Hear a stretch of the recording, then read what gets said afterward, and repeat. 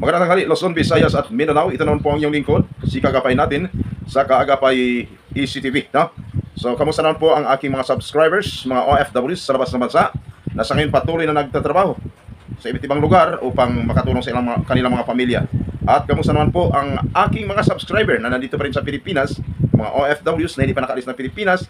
Sana po sa inyong pag-alis, lahat kayo ay magiging matagumpay at uwi kayo ng Pilipinas na may dalang mga biyaya sa inyong mga pamilya. So, at kamusta na rin po sa aking mga taga-subaybay o masugid na taga-panood sa aking YouTube channel, ang Kaagapay ECTV, Luzon, Visayas at Mindanao. So walang pasok ngayon mga kaibigan, mga kaagapay, dahil Huwebes Santo, no? At sa sunod pa tayo na linggo makabalik sa ating trabaho. Ngayon may ilang araw pa tayo na tatahakin or hihintayin bago makabalik sa ating trabaho. Kaya sa mga nais humingi ng tulong at nakaschedule na sa akin pagdating ng or after ng Holy Week, so one day before, mag chat na kayo sa akin or mag-text na sa akin para maging prepared na po tayo, no? Para hindi tayo mag sayang ng oras pa, no? Ngayon yung biktima ng panggagahasa, yan, from Jordan, yan, nakaschedule na sa atin next week. At saka yung isa pang taga Isabela, no? Siya naman po ay ilang buwan na nag-apply, puro ng pangako sa in-applyan niyang agency. Kaya siya naman ating samahan dahil gumastos na at inabot na ma-expire na lamang ang kanyang mga requirements at puro ng pangako ang sinasabi sa kanya. Kaya nakapag-desisyon na siya na talagang bawiin na ang lahat ng mga dokumento sa kanyang pinag-apply na agency. Kasi sayang kanyang managastos, subalit wala pa rin linaw kung siya ay makalis na. So ngayon, ibahin natin ang usapan, mga ibigan, mga kaagapay. Dahil ito, oras ng pahinga. At actually, dapat sa mga araw na ito, dahil Huwebes, no, sa aming probinsya, kami ay nasa church, no, sa Negros Occidental. Dito naman sa Luzon, no, although na mayroong church din kami, pero subalit, ito po ay kasanayan ng mga Manileño. At dito sa Luzon, Kabitenyo, na pag-araw ng Semana Santa, bahala na, pupunta ka ng church or atin ka ng procession. Pero kadalasan sa ating mga kababayan dito, katulad kahapon sa nakita ko sa Tansa, Cavite, sa bayan, talagang nagpo-procession sila, ang haba, no? Yan, na traffic tayo, may isa't kalating oras tayo makalabas. Nung pumunta tayo ng bayan at saka pumasok tayo ng hulugan, kulang-kulang isa't kalating oras bago makabalik sa may bayan, no, mga kaibigan, makagapay din nga sa haba ng procession. Yan kasi mga kaibigan, makagapay, ang panata ng ating mga kababayan ng Kabitenyo dito sa Cavite. Talagang binibigyan nila ng halaga, no, ang kanilang mga panata, no, pagdating ng araw ng Semana Santa. So actually Miyerkules pa lamang yun, no? At ngayon ay Huwebes na, hindi natin alam. Lalabas tayo mamaya, puntang bayan, hindi natin alam kung ano pa ang makikita natin na mga kaganapan doon. At sana hindi naman tayo matraffic. Babalikan natin mga kaibigan, mga kaagapay, no? Itong napansin ko, magmula lamang na nag-umpisa na ang pagkakampanya ng mga politiko, hindi lamang sa kataas-taasan, no, sa mga senatorial, mga congressman, no, maging sa mga mayoral, no, candidates, talagang paspasan na ang kanilang pangangampanya. Kaya talagang dito sa bayan ng Tansa, sa amin, dalawa ang magkakalaban o magkakatunggali dito, mga kaibigan, mga kagapay, na talagang masasabi mong mainit talaga ang labanan. Nung una pa lamang, sa malayo pang eleksyon, isa sa tumakbo sa ating bayan bilang isang alkalde, walang iba kundi si BM Isie Matro. Talagang wala pang Pasko o hindi pa in-expect ng lahat na talagang siya ay tumakbo as pangalawang tatakbo as alkalde ng bayan ng Tansa. Talagang makikita na natin ang kanyang kasipagan, ang kanyang kabaitan at ang kanyang mga serbisyo sa ating mga kababayan na kung saan nakakaakit, no, nakakatuwa dahil sa makita natin si SM Matro at ang kanyang kapatid, dinig na dinig na ng buong sambayanan dito sa Tansa, na talagang siya ay masipag at talagang walang sawa na tumutulong sa mga kababayan natin sa bayan ng Tansa. Ngayon pagdating ng itong submission of tinatawag na certificate of candidacy, no? Para umpisa na ang pagrehistro ng mga nagnanais tumakbo sa ating bayan, mapa-mayor, hindi lang mayor, vice mayor, mga konsehalis, no? Ng bayan, mga sangguniang bayan. Ngayon na ito nakapag-file na ang lahat, nakapag-file na ang kanilang kandidatura sa Kumilig. So dito na natin nalalaman na talagang hindi lang sila, marami pang iba. Ngayon, bago ito magsimula yung tinatawag na campaign, no, rally ng mga tumatakbong mayor o alkalde ng bayan ng Tansa, mga konsehalis, no, noon pa lamang napag-alaman na lahat na ang magiging kapartner ni BM S.A. Matro walang iba kundi si Aisel del Rosario, anak ni dating Mayor Munding del Rosario sa bayan ng Tansa. So after ng ilang buwan nakalipas, after bago file sila ng kanilang kandidatura, napag-alaman na hiwalay na pala ito si Vice Mayor S.A. Matro. Hindi na sila magkatandim. Nabalitaan ng lahat na ang katandim ni S.A. Matro walang iba kundi si Totoy Pacomio Sanyaris. At ang naging katandim naman at ang tinakbuhan naman itong si Aisel de Rosario, siya naman ang maging katunggali ni Vice Mayor S.A. Matro.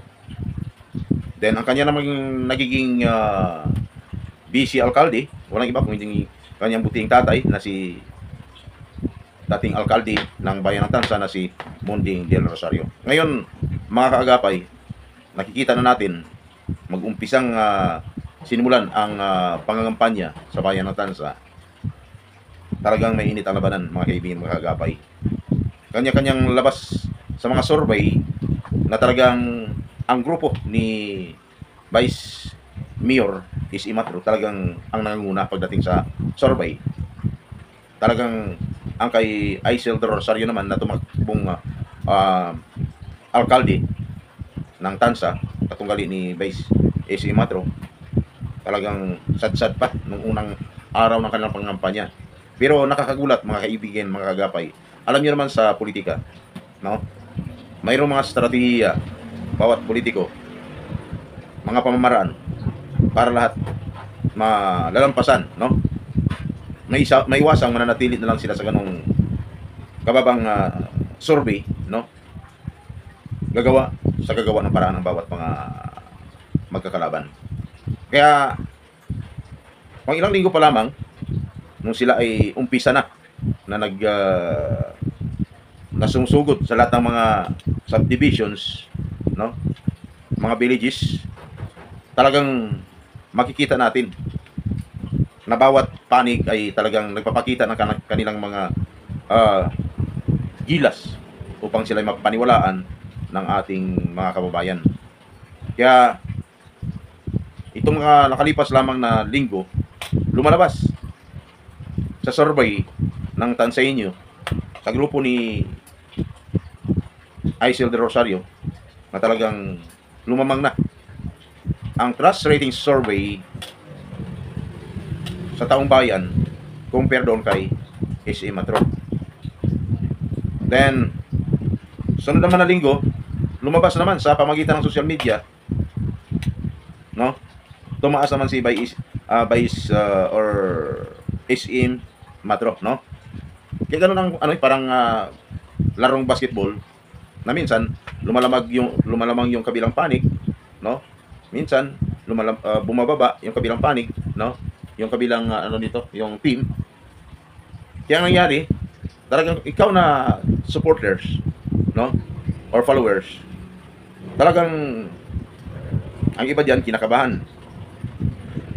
Dahil talagang iniisip nila, talagang mukhang matatalo na ang kanilang manok. Ganon talaga ang laro, mga kaibigan, mga kakapay, no? Ang politiko ay parang maihalin tulad natin sa isang laro na mayroong mananalo, mayroong matatalo.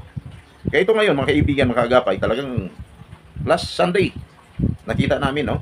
Nung kami ay nagpunta sa Tansa, no? Sa bayan ng Tansa, upang mag-church. Dalawang magkasabay na pangampanya, meeting di Abansi. Yung una, nadaanan namin kay BM SM Atro sa Tansa Carissa, Cavite. Talagang marami nakaabang at sinuyod, no? Mula pa yata ang process, no? O doon sa may tinatawag nito, may training camp, Camp Rigo, no? Mula doon hanggang Bagtas, hanggang Carissa Homes, no? Ang daming mga supporters, mga kaibigan, mga kagapay. Kaya lang nang lumakas ang ulan, hindi na namin na hintay pa ang pagdating ni BM Matro. Eh kami umalis naman at para magsimba, mag-church. Nasalubong naman namin ang grupo ni Aisel de Rosario at saka ni kanyang father na tumatakbong Vice Mayor Munding de Rosario. Nakakagulat, mga kaibigan, mga kagapay.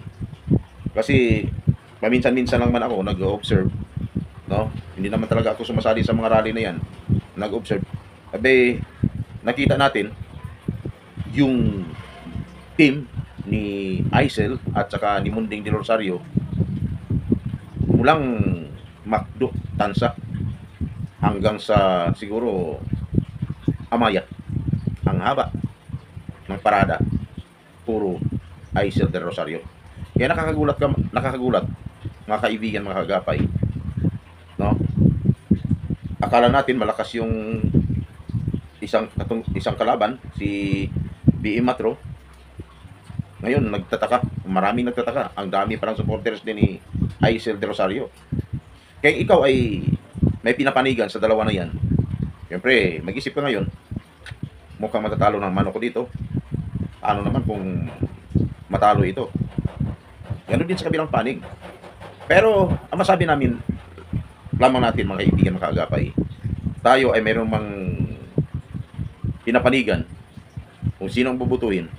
Mas maganda siguro, bago natin gawin ang pagbuto sa darating na eleksyon, dapat isipin natin, no? Isipin natin kung sino ang nararapat at karapat-dapat na ihalal upang siya ay manunungkulan sa ating bayan bilang mayor, vice mayor, konsihal ng bayan, o maging sangguniang bayan, member. Isipin natin ang maigi. Dahil diyan pagalingan eh. Hindi lang sa pananalita, no? Sa kanilang mga gawa, pagbigay ng mga tulong sa ating bayan. Kaya pag-isipan natin, mga kaibigan, mga agapay, kahit sabihin man natin, nagbibigay sila ng mga ayuda or mga kung ano-ano mga bagay para makonvince tayo, pag-isipan nyo rin ang maigi. Kasi baka mamaya, iniisip mo, ito magaling, siya ang magaling, then later on, malalaman mo na lang, sisingilin ka na. Yan ang pinakamahirap, maging sisingilin ka na. O ito, anong klaseng paniningil? Simple lang eh. Marami sa mga politiko na pag sila'y nakaupo na, nung una pa lamang, madaling lapitan, madaling pagkikiusapan, pero pag sila'y nakaupo na at bibisita ka na sa kanilang mga tanggapan, halos hindi na makatingin sa'yo, no? Padaan-daan ka lang ng paningin.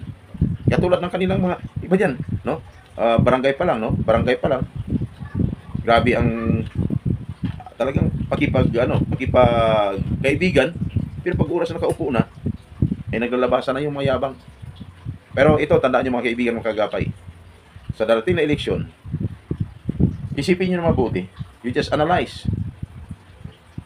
If you're candidate, talagang sigurado na talagang may puso, hindi lamang sa kapwa natin ng mga followers, maging sa buong sambayan ng Pilipino sa kanilang mga nasasubukan. Sapagkat yan ang pinakamahirap, mga kaibigan, mga kaagapay. Talagang iba, nung una, hindi nagpapakita ng galing. Pagdating ng malapit ng eleksyon, ilalabas ang kanilang galing. Doon binubuhos. Kaya dyan man ngayon, malalaman natin kung talagang ikaw may isa ding tinatawag nito na prinsipyo. Malalaman natin kung talagang kaya bang i-twist ang mind mo. Dahil maraming magagaling. Pag na-twist ang mind mo, nadala ka sa kanilang ipinapakitang magandang tawag nito, mga galaw, may tendency, pabalingbing ka ngayon, lilipat ka ngayon. Pero hindi ko sinasabi na basta-bastang magiging ano lang kayo doon, magiging sympathizer, loyalist, no? Na pag may nakita ka kahit mali, okay lang sa'yo kasi siya ay talagang nakapangako ka na siya ang bubutuhin mo. Pag-aralan nyo ng mabuti, no? At huwag nyo nang ipadaan sa social media na ganito, magpo-post kayo at mag-away-away kayo kasi hindi naman maganda. Mas lalo lang mapapahamak. Hindi ikaw, pati yung inyong pamilya. Kaya dapat pag-aralan lamang natin na maigi. Ulitin ko, si Is Imatro talagang subok na sa serbisyo. Ganon din si Aisel de Rosario at ang kanyang father, talagang subok na rin sa serbisyo. Pero kailangan titimbangin natin kung saan ang totoong serbisyo. Kasi maraming mga serbisyo na talagang akala natin maganda nung una pa lang, pero pagdating ng oras na sila ay nakaupo na, kung sino man yan, hindi natin alam kung sino sa kanila. Baka magsisisi kayo. Kaya ang aking pagkikiusap, suportahan natin kung sino dapat suportahan natin. Kung ikaw ay kay Mayor Aisel de Rosario, ipakita ninyo ang inyong suporta, no? Moning de Rosario at sa kanyang mga konsihalis na tumatakbo ngayon. Ganoon din kung ikaw naman kay B.E. Matro, ipakita mo rin ang totoong suporta mo, no? At naway kung anong mga issue na lumalabas diyan sa social media, huwag niyo nang sakyan pa kasi siyempre tayo lang sa baba lamang tayo. Ang mahirap diyan, no? Ikayo pa ang mapapahamak. Nag-away-away. Maganda siguro pag oras nang may nakikita kayo, suggestion na lang at encouragement na lang kailangan diyan. Huwag nang pag nagbigay ng hindi magandang comments, yung isa sa kabilang panig, sakyan mo naman sa kabilang panig, ikaw naman sa kabilang, talagang mahirapan po kayo dyan. Kaya dapat siguro laging may naon, ipairal natin yung kapayapaan, no? Sapagkat wala namang mangyayari pag tayo ay papatol sa mga hindi magandang issue. Ang gagawin natin, pag sila o kung sino ang nanalo, susuportahan na lang natin at ipakita natin na talagang tayo ay mga law-abiding citizen, no?